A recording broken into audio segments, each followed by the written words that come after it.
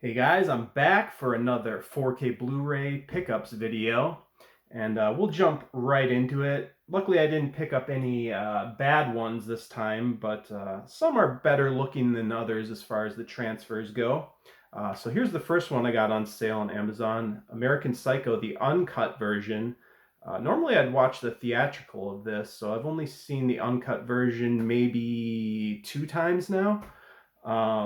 But yeah, it's a cool movie. Not the best 4K transfer I've seen though, but it's not bad or anything. All right, next up, I've got another Stanley Kubrick classic, A Clockwork Orange.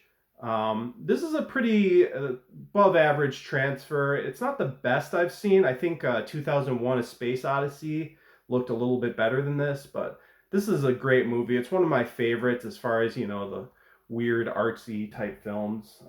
It did have a few shots though where the HDR looked really good in it. But this one that I just got on sale, this is one that surprised me as far as the transfer quality, and that is the Big Lebowski.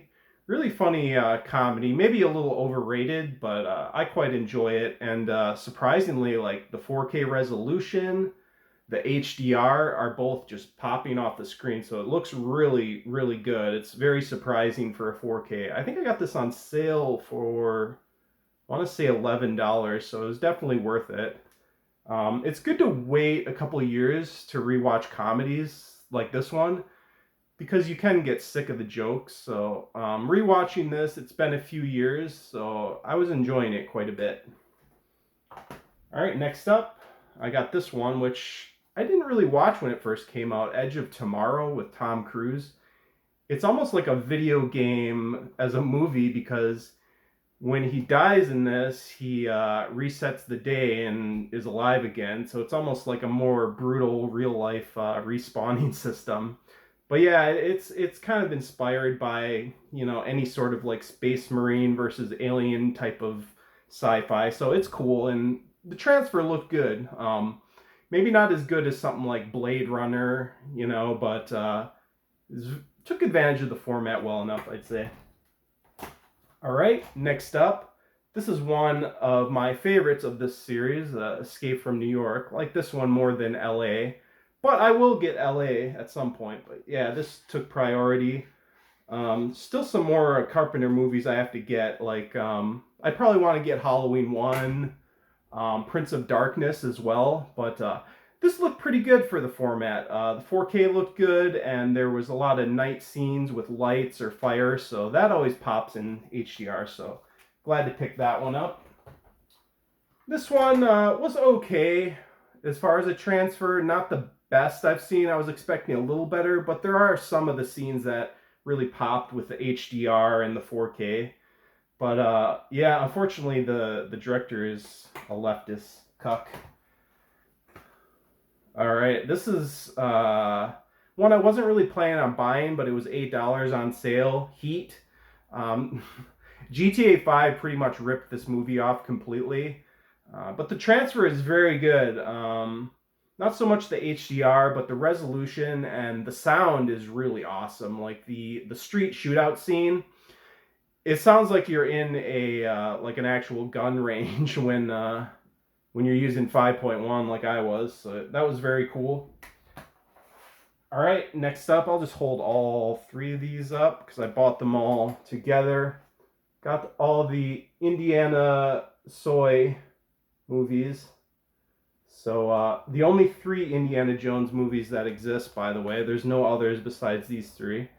But yeah, I got the Steelbook versions. They were all on sale for like, I think $12 or something like that on Amazon.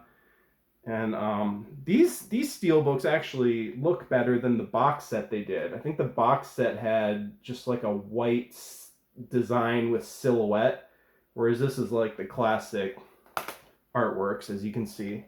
So yeah, I watched only the first movie, Raiders of the Lost Ark. It's weird how I always forget that Raiders of the Lost Ark isn't called Indiana Jones, but yeah, I watched this one. I'm not sure how the other transfers are. I assume they're similar to this, but this looked okay, like above average, but not amazing for some reason. But yeah, got those now. Let's move on. This one is the only Mission Impossible movie I like, the first one. The rest went to like action and like Tom Cruise egotistical type stuff, but I wanted this steelbook of the first movie. This one's more espionage and grounded, where the others are, straight up action movies. So, yeah, I'm glad I got the steelbook of that. They made steelbooks of all six, but obviously this is the only one worth rewatching, in my opinion.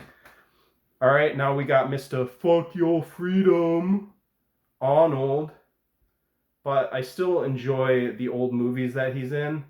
But Red Heat, this is actually one of the best 4K transfers you can get. Surprisingly, it's such like a niche movie kind of his, but yeah, it looks really awesome. Arnold is really cringe playing a Russian, which makes it entertaining, and Belushi does a good job as well with his banter. So a lot of one-liners, a lot of cheesy action. So I like that one. And one more from Mr. Fuck Your Freedom, and that's The Running Man. This one is almost like a top tier 4K transfer, but not quite. It's pretty close though. RoboCop, I'd say, looked a little bit better than this, and maybe Starship Troopers, but it was decent. Like maybe it's more comparable to the Total Recall 4K, but I quite enjoyed it. It just sucks that there's not really any extras in here. It's just the 4K disc with no extras and then the digital code. There's no like Blu-ray with extra features. Kind of lame. But I got that super cheap, like, what was that, like $12 or something. And then I got another Kubrick one of my favorite horror movies too, The Shining. Obviously the book is completely different, but I like the way that Kubrick shot this one. Yeah, this one's kind of expensive too. It stays around the $25 mark, but I think I used a coupon and got it down to like 20 or something. So yeah, the transfer, it looks okay. Like it looks decent-ish, but it's not as good as 2001 once again. Not sure why. I think space movies just benefit from 4K and HDR. But this one was a little disappointing. I expected it to look a little better. This is another Kubrick directed movie, Spartacus. But I don't know, it just didn't look as good as 2001 again. There was only a couple scenes at night with like campfire and stuff that kind of stood out with the HDR. But yeah, the 4K res, I mean, this is probably the best the film has ever looked. It's an awesome film, but I don't know, just the way some movies are shot, it just doesn't benefit sometimes from the HDR. All right, and then the last one is kind of a niche and expensive one I had to buy, and I didn't even get like the slipcover version or anything. And that's Texas Chainsaw Massacre 2. Yes, this is from Vinegar Syndrome. I don't know if I have any other Vinegar Syndrome movies. This might be my only one. I'm pretty sure. But the transfer was amazing with this. The 4K really benefited the movie. The scene later on when they're running through the underground Sawyer's tunnel with all the Christmas lights and stuff, that looked awesome with the HDR effects and everything. But yeah, this is a little expensive. I paid $35 for this, so it's not easy to get cheap. But now I have both the Texas Chainsaw Massacre movies I like, which is 1 and 2. 3 was okay, and after that it kind of lost me, but these are by the original director, so yeah, very cool. Glad to finally have that. And that wraps it up for all of my 4K Blu-ray pickups. Hope you guys enjoyed, and I'll see you on the next video. All right, peace out.